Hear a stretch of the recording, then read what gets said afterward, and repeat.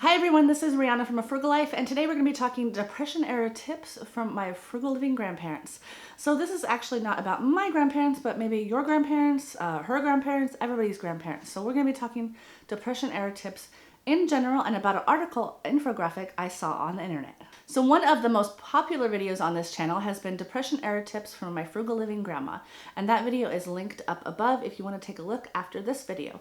So that video talks about Depression era tips and how I lived growing up in the 80s with grandparents who lived like they were in the 20s still. It was a great experience for me, and today we're going to talk about some more tips from that era. So I found this infographic online, ridiculously frugal tips from the Depression era living, and these tips were so familiar to me that I thought I would talk about each one of them with you in brief so we can go over them together. The first tip was make it do, and in the infographic they talk about how people in the Depression wore very few clothes. They had a few select outfits that they wore forever, which they mended over and over and over again.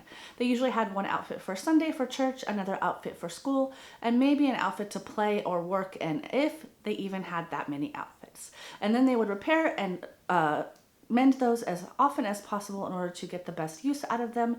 They would also wear aprons over their outfits when they worked or went to school in order to keep those outfits safe and clean and non-torn. And they did other things to protect their clothes as well. So the takeaway from this one is repair what you have. You may not have just 3 outfits, but it is okay to keep a capsule wardrobe, a small wardrobe of just a few things, special things for special occasions, or certain clothes that you wear to work or school, and then repair those as much as you can until you can no longer wear them. The next tip is just a dab.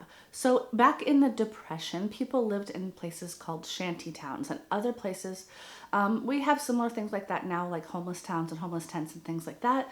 But the poorest of the poor had very little to take care of themselves and keep clean, so they would use just a dab of what they had, just a dab of soap or just a dab of shampoo in order to keep clean. So I'm not saying that they were dirty, but they used everything they had to the utmost ability. They did not throw away things with a little bit left in them. So the takeaway for this for you is, even though you have more than they had back then, is to use just a dab. So use up every last bit of shampoo, cut the top off, pour it out. I put water in, shake it up, cut off the end of the toothpaste tube and use all of it, and use that very, very last bit of soap. So there is no reason you shouldn't be using every little bit of soap, condiment, whatever you're using, so that you save money in the future and you don't have to buy it as soon.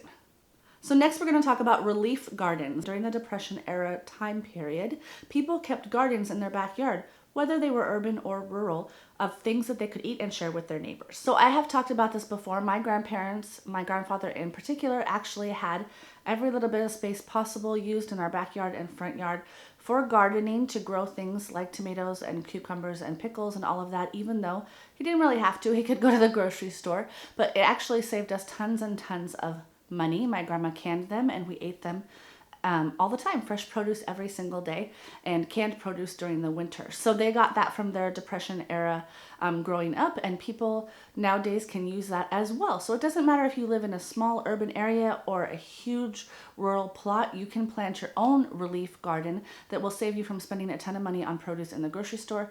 And if you have ever had a tomato fresh from your garden versus a tomato fresh from Safeway, you will never eat a Safeway tomato again. So I didn't even know that tomatoes from Safeway tasted like they did until I grew up and didn't have my grandfather's garden anymore. So you will love having your own garden at home with your own fresh produce. And the last tip from this infographic talks about flour bag dresses. So you may have heard this before, or you may have seen them in pictures from the Great Depression, but material and clothing was so scarce during the Great Depression that women would cut up the big 25-pound cotton flour sacks that their bulk flour came in to make clothes for their children.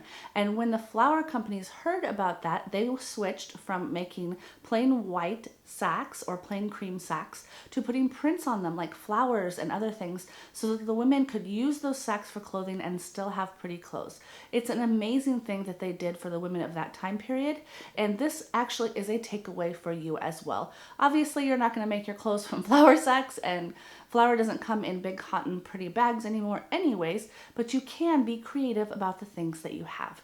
So you can reuse jars, you can reuse material into quilts, you can reuse books into crafts and other things. You can reuse so many different things that you have, including things that people would just think as trash, like they did about the flour sacks. They knew that those things were useful and they used them instead of throwing them away. So you can take that as your last takeaway today from this infographic.